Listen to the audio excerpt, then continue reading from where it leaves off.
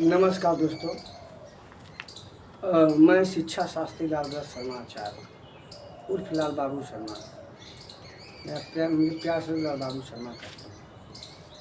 तो मैं आज जिस व्यक्ति के बारे में बता रहा हूँ और देश के राज्य की बात हो, उस व्यक्ति का नाम न लिया जाए ना तो समझिए वो चर्चा, वो रिसर्च सब बेकार है। मैं उसको बेकार ही मानता हूँ। और वो जब भी देश में युवा जवान होंगे, जब कोई बच्चा 20 साल का होगा ना, हम लोग कक्षा 3 से उनको जानते थे। जब मैं 3 पढ़ता था तब से उनको जानता हूँ। जब बच्चा युवा होगा, जवान होगा ना, तो जब उनके बारे में जानेगा ना तो ऐसे मुँह पे ताव देगा, ऐसे जैसे मैं दे रहा हूँ। उस शख्स का नाम है भगत सिंह, सरदार Bhagat Singh, the legend of Bhagat Singh. आज मैं उसी जवान की वीर गाथा को सुनाऊंगा। दोस्तों, मैं जानता हूँ वीडियो लोग कौन सा लोग वीडियो देखते हैं, गाना देखेंगे, डांस देखेंगे, लेकिन जब हम भगत सिंह की बात करते हैं तो भगत सिंह को लोग नहीं देखते हैं। तो भगत सिंह के बारे में आज मैं आपको जानकारी दूंगा। उसे तो आप लोग जानते होंगे, बहुत से बताने वाले लोग हैं, लेकिन बताने का मतलब, तो भगत सिंह जो है, उनका जन्म जो है 28 सितंबर 1960 में बंगा गांव में हुआ था। जो बंगा गांव है वो भी पाकिस्तान में है, अभी पाकिस्तान में करता है। उनकी पढ़ाई लाहौर में हुई है। और भगत सिंह जब 7 साल के थे, लगभग 7 साल के, तो उनके पास भी ज़मीनें थी। उनके यहाँ भी खेती होती थी। उनके पिता का नाम किशन सिंह था, माता का नाम विधाता रानी था, विधाता कौर। जो उनके पिताजी थे तो खेती कर रहे थे, तो धान जानते हैं, धान की रोपाई होती है। तो धान की रोपाई हो रही थी, तो उनके पिताजी जो है थोड़ा 1-2 बीघा दूरी पे थे। तो भगत सिंह जी जो है पौधों को जो है लगा रहे थे खेतों में। तो उनके पिताजी बोल रहे हैं, उनके जन्म से पहले, भगत सिंह के जन्म से पहले उनके जो है पिता कहाँ थे, तो जो भगत सिंह थे तो बगल के ही खेत में वो धान पौधा लगा रहे थे खेतों में। तो उनके पिताजी 1-2 बीघा दूर खड़े थे क्या, वो भी काम ही कर रहे थे। तो बोले भगत सिंह से कि भगत क्या कर रहे हो। तो भगत सिंह बोले कि हालांकि तो वो लोग बोलते हैं पंजाबी में, लेकिन मैं बोल रहा हूँ, पिताजी मैं बंदूकें बो रहा हूँ। 7 साल की उम्र थी भगत सिंह की। तो वो पौधा लगाते हुए बोल रहे थे कि मैं बंदूकें बो रहा हूँ। तो सोचिए उस 7 साल के बच्चे में कितनी कुंठा रही होगी देश की और अंग्रेज़ों के प्रति। अंग्रेज़ों ने इतने अत्याचार किए थे हिंदुस्तानियों पे। तो बच्चा 7 साल का बच्चा पढ़ रहा होगा और देखा होगा समाज को, क्योंकि उनके जन्म से पहले ही उनके पिताजी को, उनके चाचा को जो है अंग्रेज़ों ने जेल में डाल रखा था। उपनिवेश से कोई कार्य था उनका, उसमें वो जेल में डाले थे सब, भगत किशन सिंह को। उनके एक भाई हुआ करते थे, करतार सिंह नाम था।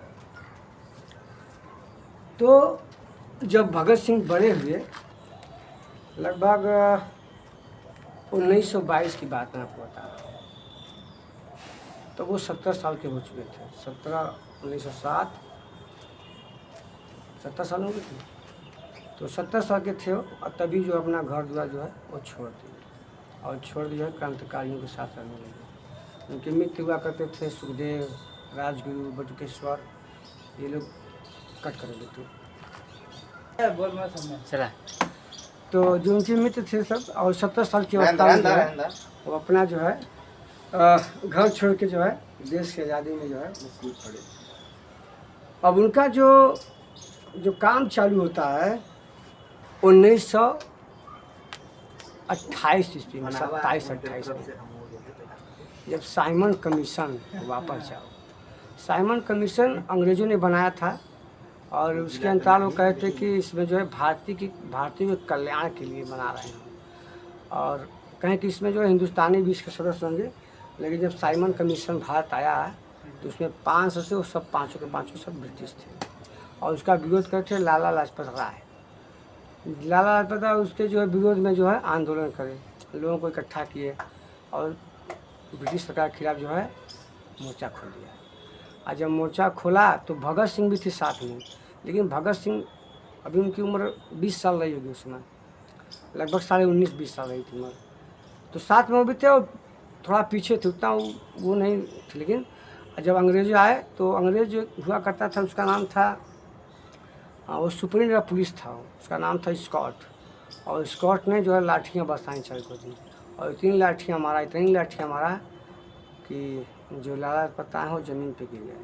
और जब ज़मीन पे गिरे तो कहें कि ब्रिटिश सरकार की पड़ी हर एक लाठी मेरी आवाज़ की ब्रिटिश सरकार के लिए कील की ताबूत साबित हुई। और भगत सिंह कहीं से देख रहे थे, उसमें वो भी थे, वो कहीं से देख बहुत उनको पीड़ा हुआ। बातें बीती, एक महीने बाद अरे उनका वो जो है लाला लाजपत की मृत्यु हो गई। जब वो मर गए तो जो ये भगत सिंह थे, तो भगत सिंह और जो उनके साथ लोग थे उन्होंने मिलकर एक मीटिंग बुलाया, और मीटिंग कहाँ हुई, बंद कर भैया रेडी। तो एक महीने बाद 10 दिसंबर को जो है मीटिंग बनाई गई। उसमें जो है कि कलकत्ता से, बम्बई से, उत्तर प्रदेश से जितने भी नेता थे क्रांतिकारी, सबको जो है इकट्ठा किया गया। और जानते हैं किसके यहाँ इकट्ठा किया गया? उनका नाम था भगवती शरण बोरा। भगवती शरण बोरा की जो पत्नी थी उनका नाम था दुर्गा भाभी, और दुर्गा भाभी के यहाँ से मीटिंग हुआ कि जो है सैंडर्स को मारा जाए। और उसको कोई पहचान नहीं रहा था कि किसने मारा, क्योंकि सब लोग पीछे खड़े रहे होंगे तो उसका चेहरा कौन पहचानेगा। ये मीटिंग वाले को मारा था उसने स्कॉट ने मरवाया था, स्कॉट ने वो खुद लाठियाँ बरसवाई थी।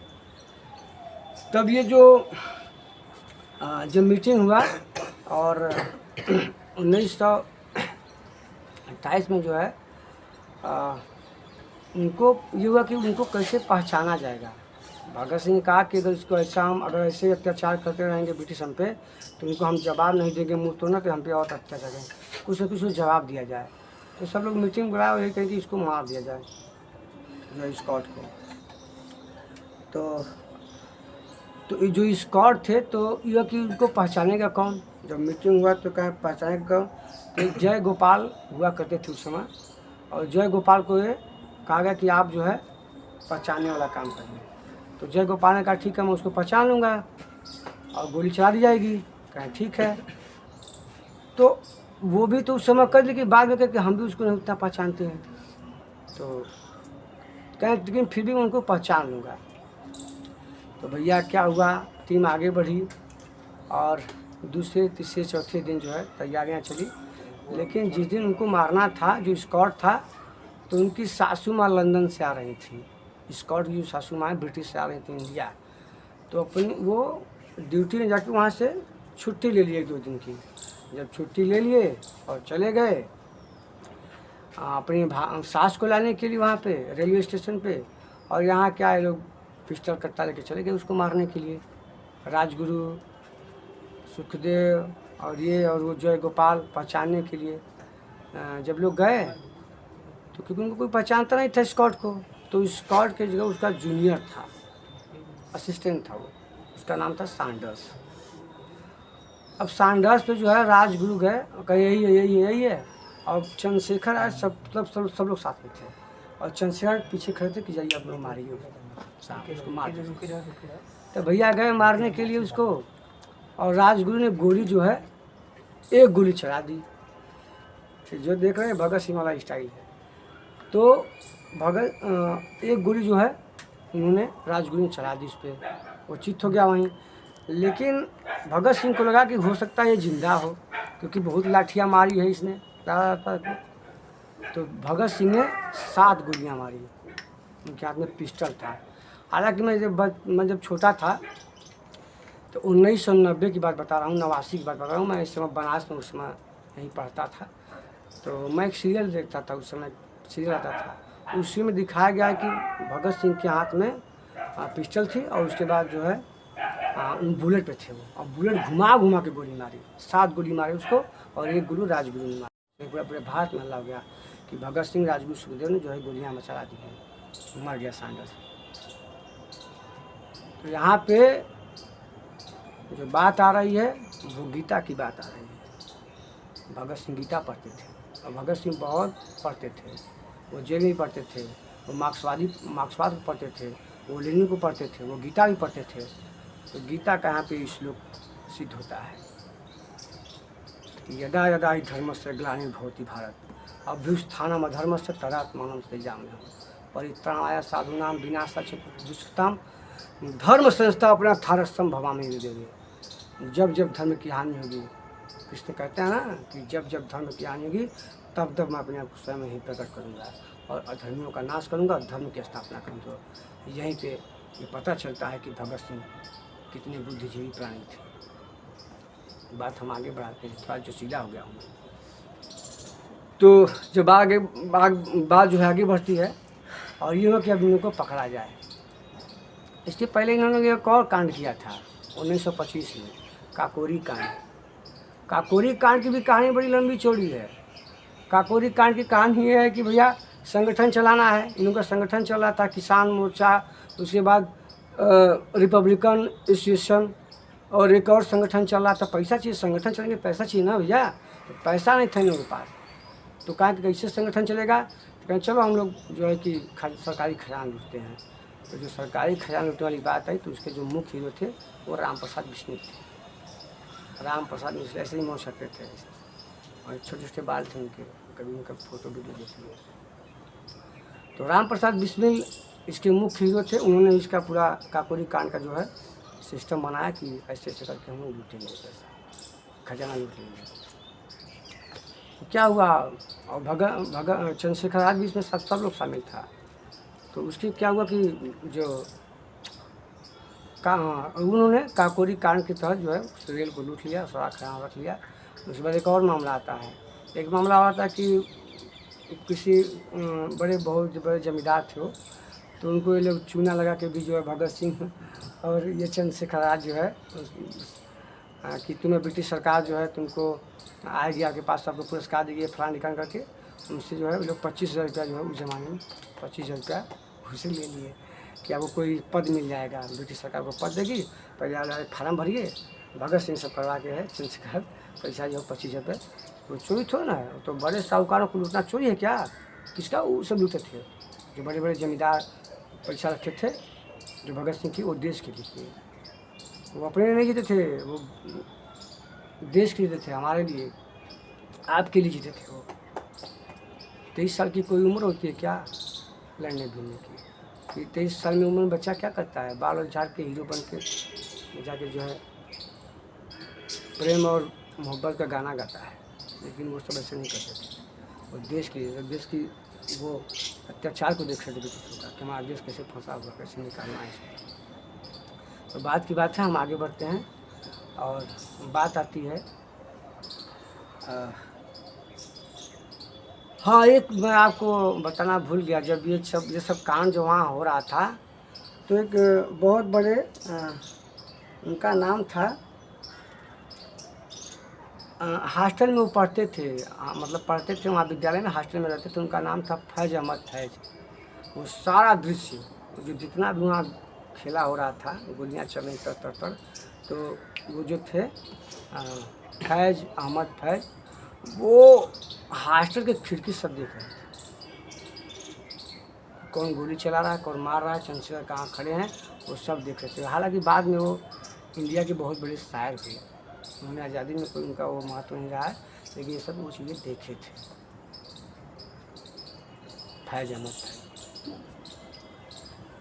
आगे बढ़ते हैं और ये हुआ कि अब जब इतना हर जगह चौक चौकंदी हो गई, सब पुलिस तैनात हो गई कि इन सबको पकड़ो, कहाँ गए सब भागे, कहाँ भागे। 1929 की बात है, 23 फरवरी 1931 को फांसी हुआ। तो उनको जो है एक और किस्सा मैं बता रहा हूँ, सभी लोग जानता है क्योंकि आज के इस आधुनिक युग में मोबाइल है ये सब। लेकिन मैं सिर्फ कपड़ा पहन के, खूब बढ़िया हील वाली सैंडल पहन के, भैया की और राजपूत थे, उनको नौकर बने हुए थे, कैसे यहाँ से निकल के भागा जाए लाहौर से बाहर। तो क्या हुआ कि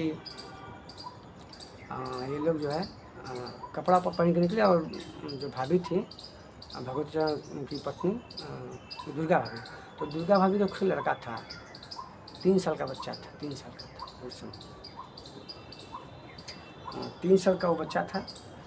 तो उसको जो है गोदी में भगत सिंह जो है ले लिए, और उसका ऐसा किए कि ऐसे लिए थे कि ताकि वो चेहरा उनका दिखे ना, उस बच्चे का जो चेहरा है उसके ऐसे लिए थे। और लोग गए, निकल गए वहाँ से, लाहौर से निकल गए, बाहर चले गए। फिर एक और कांड आता है, जानते होंगे आप लोग, असेंबली में जाके उन लोगों ने बम फेंक दिया।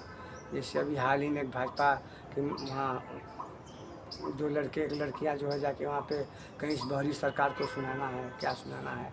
तो उसी तरह वो लोग भी जो है मतलब ये लोग गए, और वो 3 सुखदेव बटुकेश्वर ये लोग जो है भगत सिंह राजगुरु जाके वहाँ पे लोग बम फेंक दिए। और बम क्या था, वो क्या था, वो धुआं था, और वो आवाज़ अपनी बताया, और पर्ची वहाँ फाड़ करके फेंकने सब स्नो ग्रेनेड था वो, जो फेंक दिया कि भाई।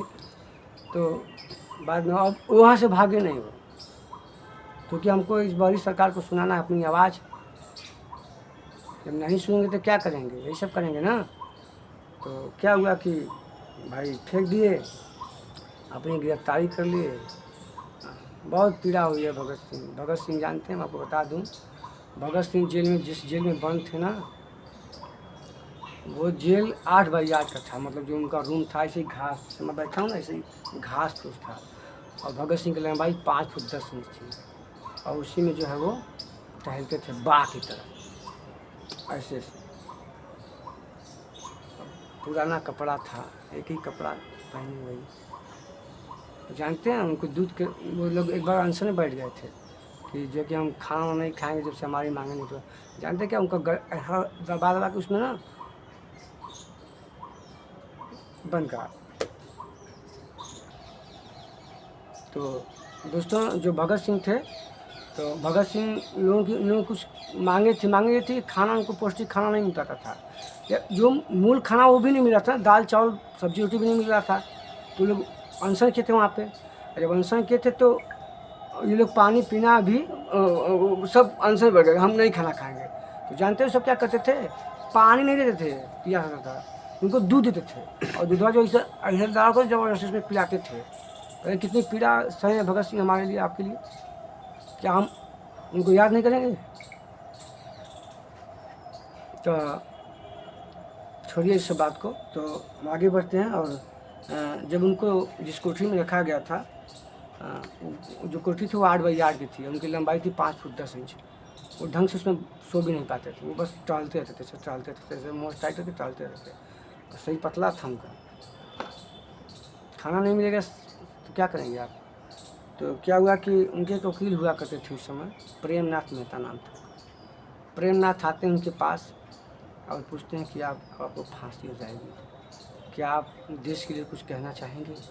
2 शब्द कह दी, मैं पहुंचा दूँगा आपकी बात जनता तक। तो जानते उन्होंने क्या कहा, उन्होंने कहा कि साम्राज्यवाद का नाश हो, इनकलाब जिंदाबाद। ये कहें बस। और ये कहें कि हमको लेनिन की किताब ला के दे दीजिए, मैं पढ़ना चाहता हूँ। तो प्रेमनाथ नेता ने कहा कि ठीक है, मैं आपको किताब जो है ला के दे दूँगा। और बटुकेश्वर दत्त से उनकी कैसे मित्रता हुई बता दे रहा हूँ। उस ज़माने में हुआ करते थे, उनका नाम था गणेश शंकर त्रिपाठी। वो पत्रिका लिखते थे, लेखक थे। और बलवंत के नाम से वो लिखते थे। तो उन्होंने ही बटुकेश्वर दत्त और भगत सिंह से जो है दोस्ती कराई थी, दोनों की दोस्ती। और मिलवा थे, देखिए बहुत बड़े क्रांतिकारी हैं। तो जो बटुकेश्वर देखे ना, कह रहे क्या क्रांतिकारी हैं, जितना मैला कुचैला कपड़ा पहने हैं। अपने मन में सोचे कि कैसा एकदम पतला दुबला लड़का जो है। कभी उनका कोई फ़ोटो देखिएगा, सर्च करिएगा गूगल पे, तो देखेंगे उनका ऐसे बार बना हुआ चोटी और एकदम पतले से हैं, गंजी पहने हैं, ऐसे खटिया बैठे हैं, हाथ में बेड़ियाँ लगी थी। बताओ, उनको घर मिलने भी आना पड़ता था तो बेड़ियाँ साथ में पहन के आना पड़ता था। कौन सा अपराध करते थे, लेकिन ब्रिटिश सरकार के अनुसार वो अपराध कर रहे थे। वो क्रांतिकारी नहीं थे, आतंकवादी ऐसे। तो बातें हुई, तो जो मित्रता हुई तो कहें वो सोचे कि अरे कैसा व्यक्तित्व, महिला को छिला कपड़ा पहना हुआ है, पतला दुबला आदमी, उससे क्रांतिकारी होगा। बटुकेश्वर ने सोचा। लेकिन 2-3 सालों में उन्होंने बहुत पढ़ाइयाँ का मतलब बहुत तो नहीं, लेकिन ग्रेजुएशन थे वो, लेकिन वो पढ़ते बहुत थे। वो जेल में पढ़ते थे, वो जहाँ रहते थे तहाँ पढ़ते थे, बहुत पढ़ते थे। तो ज्ञान आएगा ना, इसलिए मैं कहता हूँ आप लोगों से ना कि अगर आपकी दुकान है, आप पढ़ रहे हैं तो पढ़िए। मैं सारे एसटीओबीसी भाइयों से कहना चाहता हूँ, आप पढ़िए। अपने अगर आप पढ़ लिए हैं तब भी आप पढ़िए, पढ़ाई छोड़िए तब भी पढ़िए, ज्ञान के लिए पढ़िए, अध्यात्म पढ़िए, आप सब कुछ पढ़िए। अपने दुकान में किताब, कोई बिजनेस की हो, आप किताब रखिए अपने जो है कि दुकान पे। आप ठेला लगा रहे हैं वहाँ पे किताब रखिए, वहीं पढ़िए, आप खूब पढ़िए। पढ़ेंगे ना तो लोगों का जवाब देंगे, आप उत्तर देंगे और समुचित उत्तर देंगे।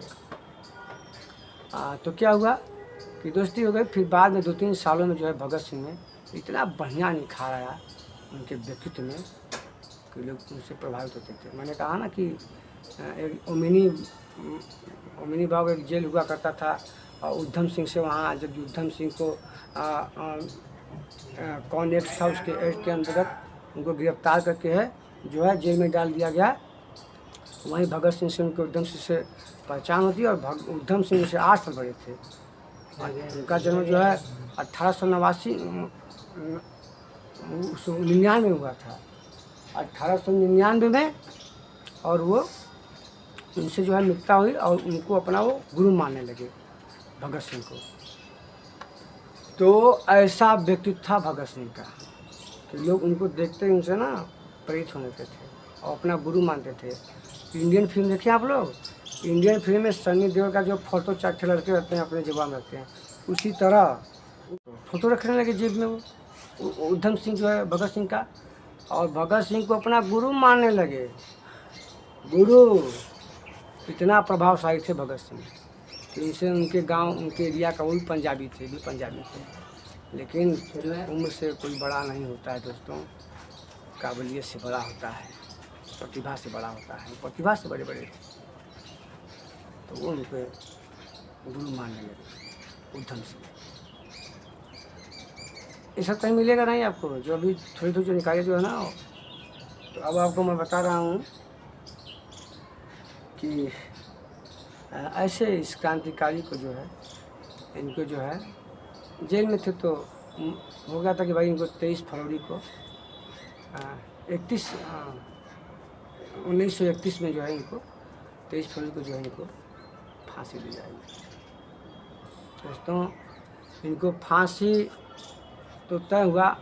लोग कहते हैं कि इतने बड़े वकील थे भीमराव अम्बेडकर, तो कहाँ ने बचा लिए। महात्मा गांधी कहाँ गए, भाई सिचुएशन ऐसा होता है। ये इनका मामला था वहाँ जो है लाहौर में उस समय, और उनके आसिफ अली बहुत बड़े वकील थे। तो फांसी से पहले मैं आपको किस्सा सुनाना चाहता हूँ, भगत सिंह और चंद्रशेखर आज़ाद की दोस्ती कैसे है बता दें। एक थोड़ी सा नाम चल रहा है, सावरकर नाम सुने होंगे आप। हालांकि सावरकर भी देश के लिए बहुत किए हैं। उनके जब वो सावरकर थे तो सावरकर ने बहुत से आंदोलन किए, ब्रिटिश सरकार के खिलाफ बहुत काम किए। तो मैं उनको भी नमस्कार करता हूँ, इसलिए कि उन्होंने भी जो है जेल जाने से पहले उन्होंने बहुत अच्छा काम किया था देश के लिए, मैं तारीफ़ करता हूँ। लेकिन बाद वाले सावरकर पे हम कुछ नहीं बोलेंगे भैया। तो जेल से आने के बाद तब बात आ रही है मित्रता की। तो भगत सिंह और चंद्रशेखर आज़ाद की जो मित्रता हुई वो सावरकर ने जी नहीं करवाया था, सावरकर ने करवाया था। दोनों की है मित्रता है, इन्होंने करवाई। इस तरह जो है चंद्रशेखर आज़ाद और ऐसे मित्र बने कि सोचिए 1 महीने पहले ही हमारे वीर जवान चंद्रशेखर आज़ाद धरती माँ के गोद में सो गए और 1 महीने बाद हमारे दूसरे वीर जवान भगत सिंह जो है उनको फांसी की सज़ा हुई। लेकिन बता दें दोस्तों, अंग्रेज़ों ने बहुत ही वो कपटी थे, छड़ी थे वो। उनको 1 दिन पहले ही जो है, इससे आज फांसी देना है ना तो रात को इनको जो है ना सब मार दिए। उनकी लाश जानते हैं, जो बोर्रा नहीं होता है, सूती बोर्रा में उनकी जो है तीनों की लाश भरते हैं, नदी की तरफ फेंक दिए सब कुछ दिए। और नदी के जानते कौन नदी? सतलज नदी थी, फेंक दिए। बाद में लोग उनको आए तो लाश उनका दाह संस्कार। बहुत पीड़ा होता है दोस्तों, बहुत पीड़ा मुझे होता है जब मैं भगत सिंह की ऐसे सुनता हूँ अपने जवानों के। वो देवता है, भगत सिंह, चंद्रशेखर आज़ाद, बटुकेश्वर, राजगुरु सब देवता है। कैसे देवता मैं बता दूँ आपको। गीता में कहा गया है, जो धर्म की रक्षा करता है, जो देश की रक्षा करता है, उसे देवता भी प्रणाम करते हैं। उनको माला फूल चढ़ाना चाहिए रोज़। अपने घर में फ़ोटो लगाइए भगत सिंह का, चंद्रशेखर आज़ाद का, बटुकेश्वर का, राजगुरु का, सबका फ़ोटो लगाइए आप लोग। वो हमारे देश के और देवता से बढ़कर हैं। जो धर्म का काम करता है ना, उसको देवता भी प्रणाम करते हैं। मैं भी उनको प्रणाम करता हूँ और नित्य करता हूँ, रोज़ करता हूँ। दोस्तों 15 अगस्त आ रहा है। 15 अगस्त से पहले ये वीडियो बन रहा है दोस्तों। इस वीडियो को देखिए और जो गरीब हैं, जिनके पास हाथ नहीं है तो पैर नहीं है, लेकिन भी वीडियो बनाते हैं, उनकी झोपड़ियाँ रहती हैं दोस्तों। वो वीडियो के लिए इसलिए बनाते हैं ताकि आप उनका वीडियो देखें, उनको लाइक करें, शेयर करें, सब्सक्राइब करें। उससे आप करेंगे आपका कुछ नहीं जाएगा। आप नेट यूज करते हैं, आपका नेट खत्म होता है। उनको लाइक करने से, शेयर करने से, सब्सक्राइब करने से उनको बल मिलेगा, वो और वीडियो बनाएंगे। इससे आप लोग संख्या जब बढ़ेगी तो उनको पैसा मिलेगा। बहुत बढ़िया मंच है दोस्तों ये पैसा कमाने का। लोग कमा रहे हैं, मैं यही चाहता हूँ कि उन्हें क्या मदद करें। आप भी ले उसको लाइक करिए, सब्सक्राइब करिए, शेयर करिए, सब कुछ करिए। अपने बच्चों को पढ़ाएंगे उस पैसे से, समझदार होंगे तो पढ़ाएंगे, लिखाएंगे, अपना घर बनाएंगे। धन्यवाद दोस्तों, आपने मुझे सुना, मैं इसके लिए धन्यवाद करता हूँ। नमस्कार।